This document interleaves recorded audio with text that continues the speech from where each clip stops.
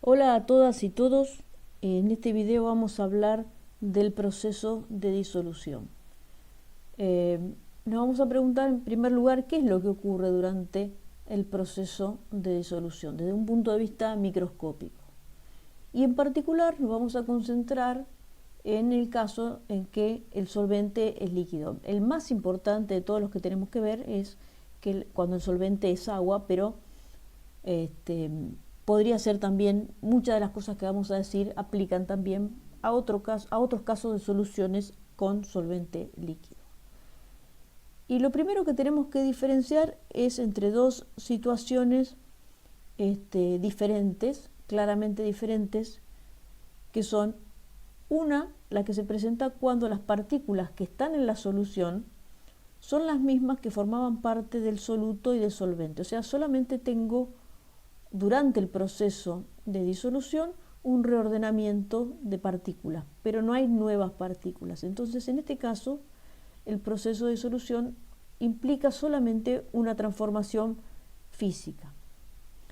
Alternativamente, cuando ocurre el proceso de disolución, además de las partículas de soluto y solvente que ya tenía, algunas se convierten en otras y aparecen nuevas partículas. O sea, durante el proceso de disolución aparecen partículas que no estaban presentes anteriormente, y entonces en ese caso eso significa que la transformación que se ha llevado a cabo, que la disolución no solo implica una transformación física, sino también una transformación química.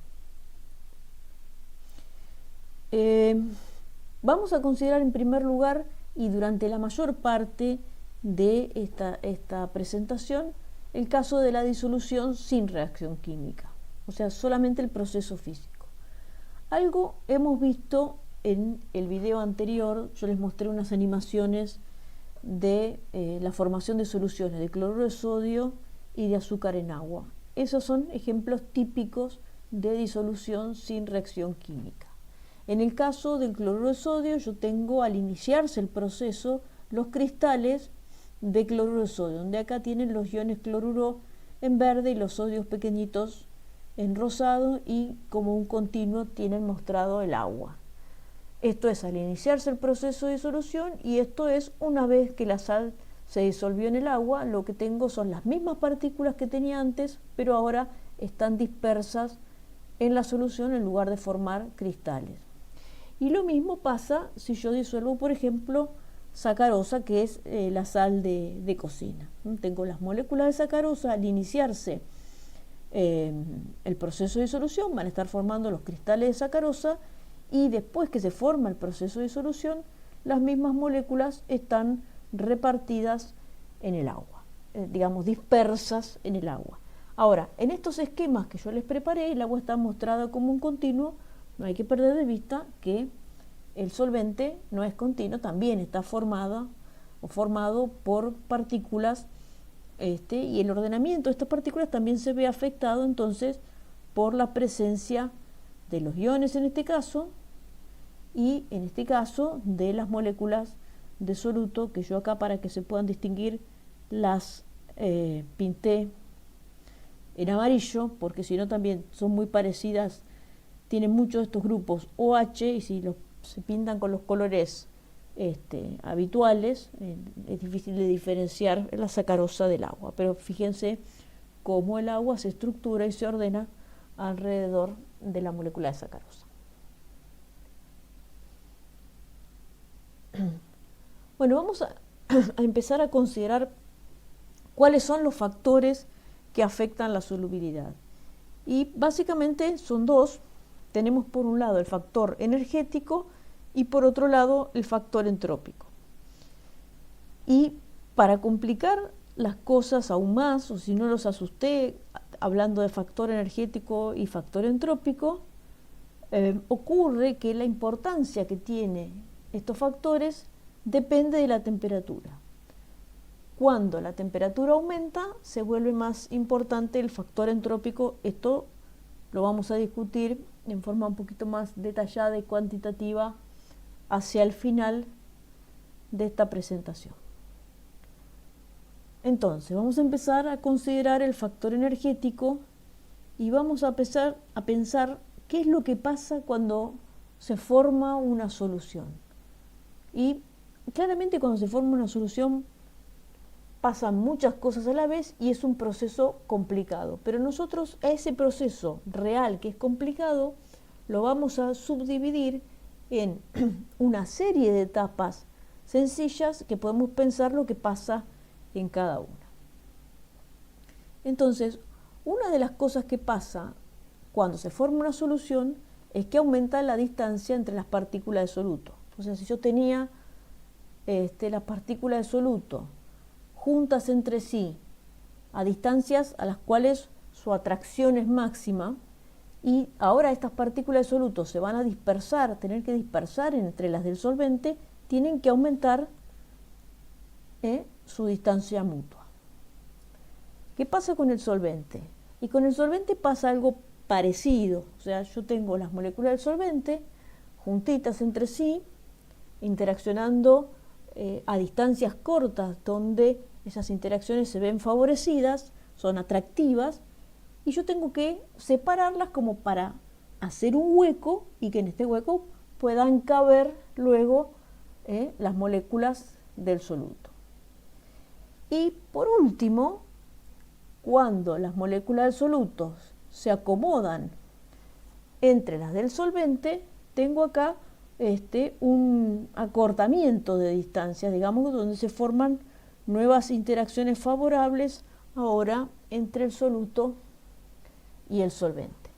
Ahora, ustedes se podrán preguntar qué tiene que ver eso con la energía. Bueno, aumentar la distancia entre partículas que están formando una fase condensada quiere decir un líquido o un sólido, esto equivale a estirar un resorte. Y para estirar un resorte, la fuerza externa, la que estira el resorte, tiene que hacer un trabajo. Para estirar un resorte tengo que hacer un trabajo. Las partículas que están juntas en la fase condensada están a unas distancias en donde su atracción es máxima. Y si yo las voy a separar, tengo que hacer un trabajo. Lo mismo que para estirar un resorte. Y ahora, ese trabajo que hace la fuerza externa para estirar un resorte queda almacenado como una energía que está contenida, guardada en ese resorte. Entonces, estirar un resorte implica hacer un trabajo, implica subir la energía del resorte.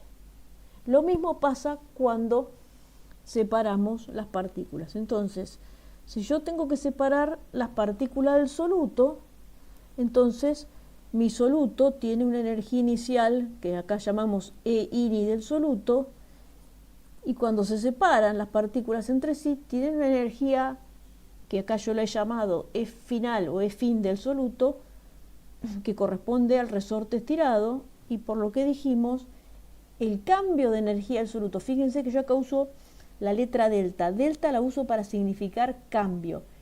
Esto significa cambio de energía del soluto. El cambio de energía del soluto, que es la energía del soluto al final, menos la energía del soluto inicial, acá aumenté la energía, estiré el resorte, aumenté la energía, entonces el cambio de energía del soluto es positivo. Tiene que sacar la energía de algún lado, por ejemplo, puede sacarlo de calor del ambiente para aumentar la energía del soluto y separar las partículas de soluto. Lo mismo cuando se separan las partículas del solvente para hacer los huecos donde va a entrar el soluto. Tengo una energía inicial del solvente que corresponde al resorte en su posición de equilibrio y después tengo la energía final del solvente que corresponde al resorte estirado. Entonces tengo un cambio de energía del solvente, que es la energía final del solvente menos la energía inicial del solvente, y este cambio de energía también es positivo. Tuvo que sacar la energía de algún lado para poder estirar el resorte, para poder separar estas moléculas. Ahora bien, lo contrario ocurre cuando se forman las uniones o las interacciones entre el soluto y el solvente, y esto pasa cuando el solvente el soluto se acerca a las moléculas del solvente y quedan a distancias relativamente cortas. Entonces es como si al revés, es como si las partículas que estaban separadas ahora se acomodan a distancias cortas, es como que el resorte que estaba estirado ahora vuelve a una posición que es la de equilibrio. Entonces, en este caso, la energía inicial de las interacciones entre soluto y solvente es grande y va hacia un valor menor, que es la energía que tienen en el equilibrio, la posición que tienen en el equilibrio, que es fin de las interacciones solvente-solvente. Entonces, en este caso tengo un cambio de la energía entre las interacciones entre soluto y solvente, que es la energía final, la energía cuando están a distancias cortas del soluto del solvente, menos la energía que tenían inicialmente cuando soluto y solvente estaban a distancias grandes. En este caso, este cambio de energía es negativo. Quiere decir que si acá necesito sacar la energía de algún lado, por ejemplo, de calor del ambiente, y acá necesito también sacar la energía de algún lado, por ejemplo, de calor del ambiente, acá libera esa energía como en forma de calor hacia el ambiente. Ahora, cuando ocurre el proceso de disolución, ocurren las tres cosas juntas. Entonces, ¿qué puede pasar? Puede pasar que el cambio de energía neto del proceso de disolución sea positivo o sea negativo. Por ejemplo, supongamos que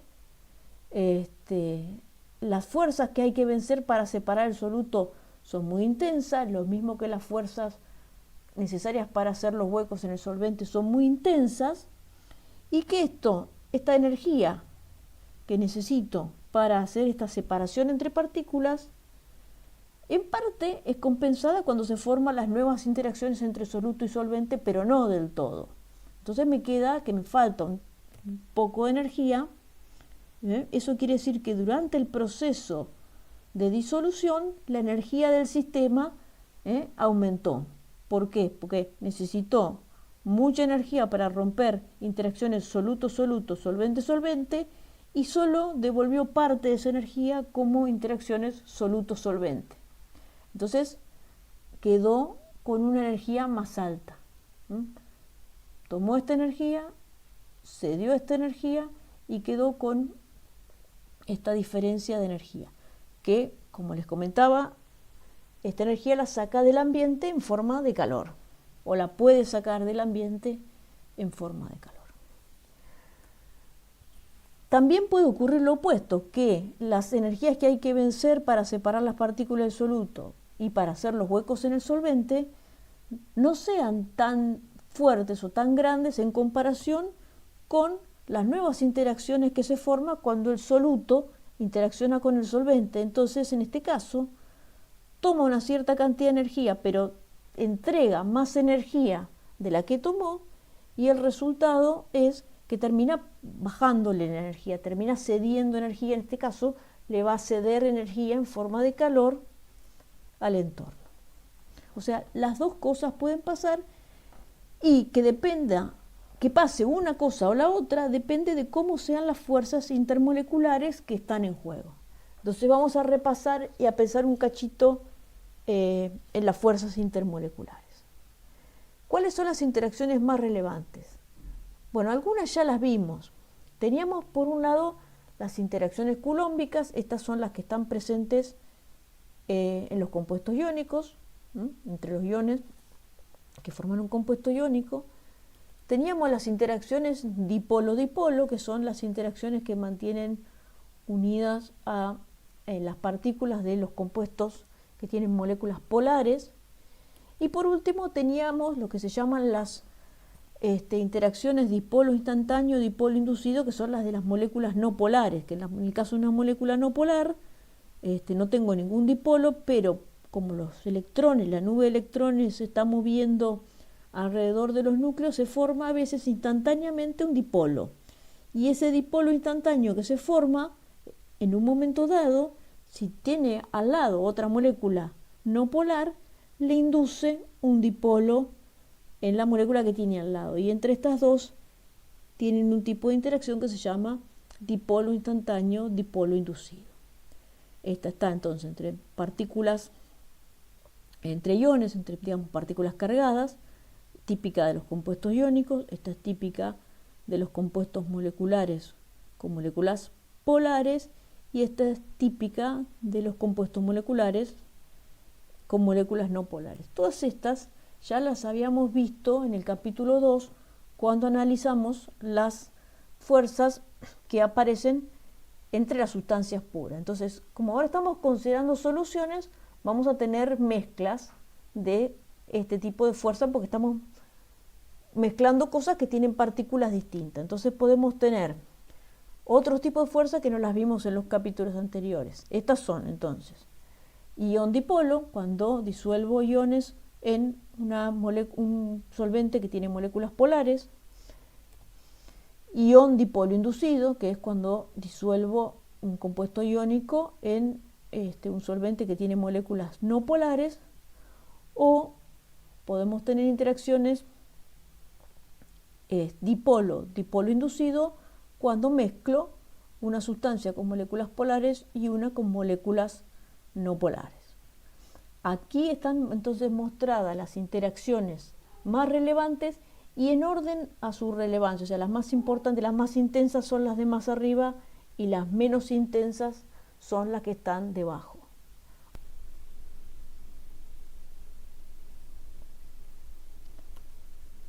Bueno, una de las interacciones más importantes que hay que considerar cuando uno analiza el proceso de disolución son las interacciones por puentes de hidrógeno. En el caso más general, estas interacciones se presentan siempre que tenemos nitrógeno, oxígeno o flúor unidos por enlace covalente con hidrógeno. Entonces tenemos el enlace NH o el enlace OH o el enlace FH, y a su vez tenemos o nitrógeno o oxígeno o flúor con pares de electrones libres. Entonces se dan este tipo de interacción que se llama interacción por puente de hidrógeno. Acá tengo un puente de hidrógeno entre dos átomos de nitrógeno, acá tengo un puente de hidrógeno entre dos átomos de oxígeno y acá tengo un puente de hidrógeno entre dos átomos de flúor. Y obviamente también puedo tener, por ejemplo, puentes de hidrógeno entre una molécula de agua y una molécula de amoníaco. En ese caso, acá tendría que tener, por ejemplo, la molécula de amoníaco. Entonces tengo OH y N. Siempre tienen que tener un enlace covalente entre nitrógeno u oxígeno o flúor e hidrógeno, y del otro lado tener nitrógeno, oxígeno o flúor con pares libres. Esto es, digamos, todas las situaciones en las que ustedes pueden tener enlaces por puente de hidrógeno. Pero hay una en particular que es muy importante, el puente de hidrógeno, que es en el agua, porque los puentes de hidrógeno determinan muchas de las propiedades del agua.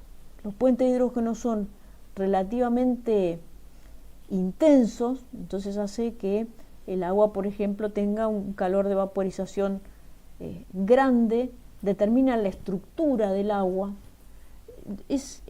Digamos, si hay puentes de hidrógeno en un compuesto, esos puentes de hidrógeno determinan en gran medida la capacidad de ese compuesto para disolver a otros.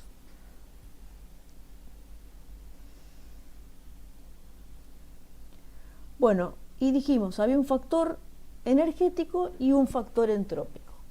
¿Qué es el factor entrópico? Primero tenemos que entender qué es la entropía, o por lo menos saber qué mide, de qué habla la entropía. La entropía es una medida de cuántas maneras microscópicamente diferentes existen para alcanzar un cierto estado macroscópico.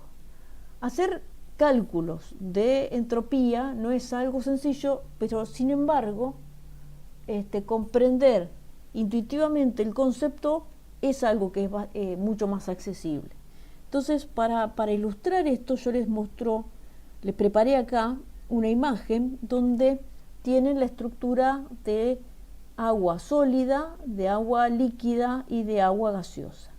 En el sólido, las partículas están formando hexágonos donde cada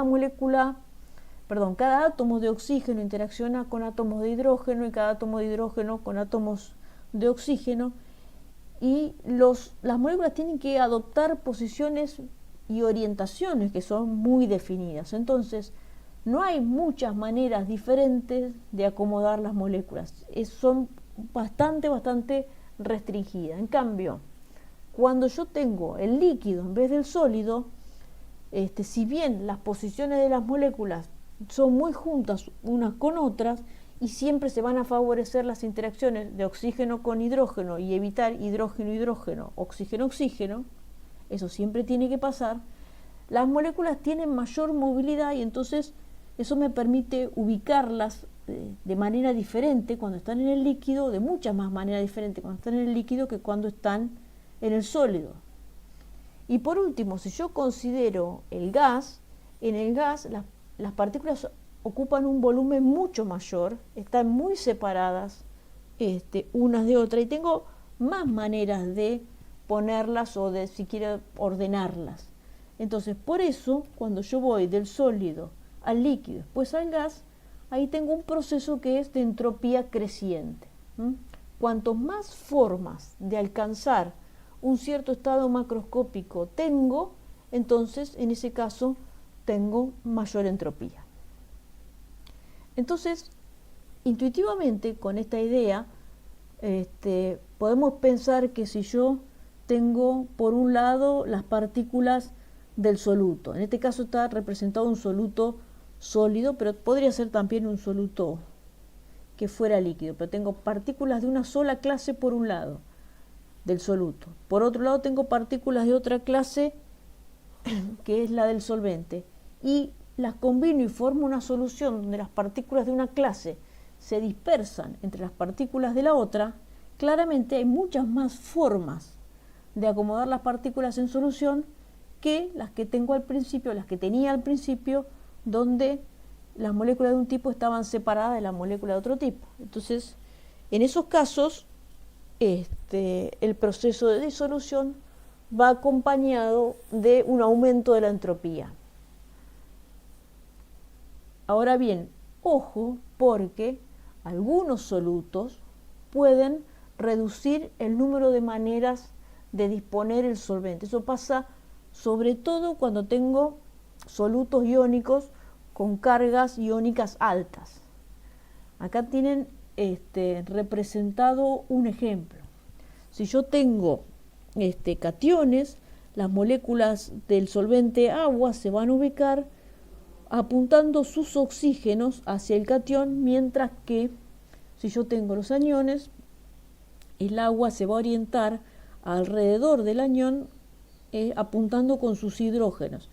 Esta capa de moléculas de agua que rodea a los iones se llama capa de hidratación y en algunos casos esta capa de hidratación puede ser una única capa o puede ser más de una capa si el ion tiene una carga muy grande. Entonces, cuando ocurre esto, no sabemos si el proceso de disolución va a tener un cambio de entropía positivo o va a tener un cambio de entropía negativo, porque, como les digo, el soluto ordena el solvente y entonces hace que pueda disponerse de menor cantidad de formas. Entonces, teníamos el proceso, la contribución energética puede ser positiva o negativa, y la contribución entrópica generalmente es positiva, pero hay casos, hay algunas situaciones donde puede llegar a ser negativa. Bueno, y para saber si el proceso va a ocurrir o no, hay que ver el resultado de la combinación del efecto energético y del efecto entrópico. Y la propiedad que combina esas dos contribuciones es lo que se llama la energía libre, que se representa con la letra G. El cambio de energía libre de disolución, dado por esta fórmula que está acá, es el cambio de entalpía de disolución menos el producto de la temperatura absoluta por el cambio de entropía de la disolución. Ustedes se preguntarán qué es el cambio de entalpía de la disolución, y para las situaciones que nosotros estamos considerando, el cambio de entalpía de disolución es prácticamente igual al cambio de energía de la disolución, que es lo que discutimos hace unos momentos. Entonces nos quedamos con esta fórmula, que es la del cambio de energía libre del proceso de disolución. La termodinámica nos indica que un proceso ocurre, o sea que es espontáneo, que lo voy a observar cuando tiene un cambio de energía libre negativo. Entonces, en vista de esta fórmula, en vista de esta ecuación, yo voy a tener una disolución espontánea si ese proceso de disolución libera energía, o sea, si tiene un delta E menor a 0, si la disolución me entrega calor, y si además aumenta la entropía, porque en ese caso este término es negativo y después tengo menos otro término que es positivo, o sea que tengo dos términos negativos, me da un delta G de disolución negativo y es un proceso espontáneo. Ahora bien, procesos con delta E positivo pueden ocurrir lo mismo que con delta S negativo, depende de cómo se combinen estos dos términos. Todas las situaciones son posibles. Lo único que quería en este punto destacar es que fíjense que yo les dije al principio de esta presentación que a medida que la temperatura se volvía más alta, se vuelve más importante el factor entrópico, y eso es porque el término que involucra la entropía va multiplicado por T, la temperatura en grados Kelvin. Bueno, entonces, un proceso que libera energía y que aumenta la entropía, un proceso de disolución que tiene esas dos características, ocurre espontáneamente. En el resto de los casos, el resto de las combinaciones, hay que ver cuánto aporta cada uno de los términos. Ahora, hay un caso particular de una regla que es muy común de escuchar en el laboratorio, que es decir, que lo semejante disuelve a lo semejante. Y esa regla se puede entender con la ecuación que vimos recién, si bien es una regla empírica. Y lo que indica es que si dos compuestos tienen moléculas similares, entonces siempre van a ser capaces de formar soluciones, al menos en alguna proporción.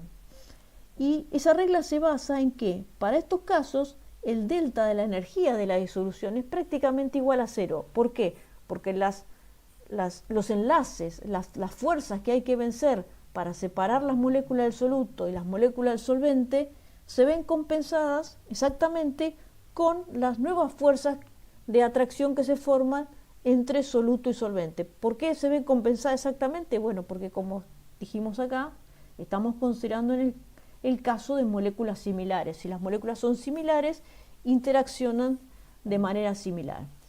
Y por eso mismo, porque no puede haber, si las moléculas interaccionan de manera similar, ningún efecto ordenador, simplemente en el proceso de disolución vale esta contribución de que una cosa se mezcla en otra y entonces tengo más formas de alcanzar el mismo estado macroscópico.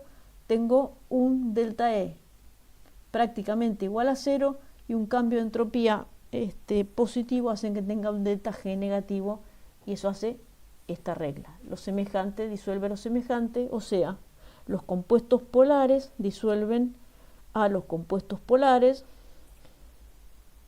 y en particular el agua va a disolver compuestos polares, mientras que los compuestos no polares van a disolver a los compuestos no polares. Bueno, y acá está este chiste de químicos muy malo, que los osos polares, como muestra la foto, no son solubles en agua. Bueno, y para terminar la presentación tenemos que hablar de electrolitos y no electrolitos. Son electrolitos las sustancias que en solución acuosa aportan iones. Entonces, los solutos iónicos son electrolitos porque cuando se disocian cuando se disuelven para formar una disolución, aportan sus iones a la solución. Pero ojo, no solo los solutos iónicos son electrolitos. Por otra parte tenemos los no electrolitos, que son sustancias que en solución no aportan iones. Muchos solutos moleculares son no electrolitos y un ejemplo es la sacarosa que yo les comentaba al principio de esta presentación. Ahora, algunos compuestos moleculares sí aportan iones a la solución y eso pasa cuando el proceso de disolución va acompañado de un proceso que se llama ionización y es un caso particular de una disolución con reacción química. Entonces vamos a considerar este ejemplo de disolución con ionización que tiene lugar cuando se forman iones por la reacción entre el soluto y el agua. Ejemplos típicos de esto son las disoluciones de cloruro de hidrógeno y de amoníaco en agua. Entonces, cuando se disuelve cloruro de hidrógeno en agua, acá tienen representadas ambas moléculas con sus símbolos de Lewis. Esta es la estructura, fíjense, del cloruro de hidrógeno. Cuando el cloruro de hidrógeno se disuelve en agua, ocurre una reacción por la cual el hidrógeno de la molécula de cloruro de hidrógeno se va de esa molécula sin llevarse su electrón. Recuerden que el hidrógeno tiene un electrón en su capa externa, entonces se va sin llevarse su electrón, lleva solo la carga positiva de su núcleo y forma entonces un ion con carga positiva, que es este que está acá, H3O, que se llama ion hidronio. Por otra parte, el cloro, que tiene 7 electrones en su capa externa, pero se quedó con el electrón del hidrógeno, forma un ion cloruro. Entonces, de esta manera, tengo dos iones en la solución, uno con carga positiva y uno con carga negativa, aunque la molécula que se disolvió era una molécula no polar.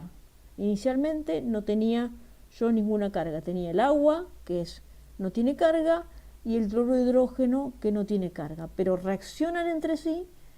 El cloruro de hidrógeno le pasa un protón al agua, se forma el ion hidronio con carga positiva y el ion cloruro con carga negativa. Cuando se disuelve amoníaco en agua, pasa al revés. En este caso, yo tengo la molécula de agua y la molécula de agua le da un protón al amoníaco, o sea, se va el hidrógeno, pero dejando el electrón que había aportado al enlace, lo deja, se va solo la carga positiva del protón y forma lo que se llama el ion amonio o NH4+. Y acá queda, como quedó un electrón extra que venía del hidrógeno, queda este ion que se llama ion hidróxido o ion oxidrilo y que tiene una carga negativa. Entonces, por este motivo de que cuando se disuelven se ioniza, tanto el cloruro de hidrógeno como el amoníaco son electrolitos. Ahora hay que hacer una diferenciación entre los mismos. El cloruro de hidrógeno es lo que se llama un electrolito fuerte. Es fuerte porque reacciona casi en un 100%, o sea, que provee la misma cantidad de iones que, digamos, una cantidad de iones equivalente a lo que yo disolví. En cambio, el amoníaco es lo que llamamos un electrolito débil, porque solo una pequeña fracción de las moléculas de amoníaco forma ion amonio y la mayor parte de las moléculas de amoníaco quedan como tales sin haber reaccionado con el agua. Por eso, entonces, el cloruro de hidrógeno es un electrolito fuerte, lo mismo que son electrolitos fuertes las sustancias iónicas que directamente no reaccionan con el agua, sino que aportan todos sus iones a la solución, pero los compuestos moleculares como el amoníaco o el ácido acético, que solamente reaccionan en una pequeña fracción con el agua y aportan iones en una pequeña proporción son lo que llamamos electrolitos débiles. Y con esto terminamos entonces la presentación de soluciones. Nos vemos en el próximo video, la próxima presentación, cuando hablemos de reacciones químicas.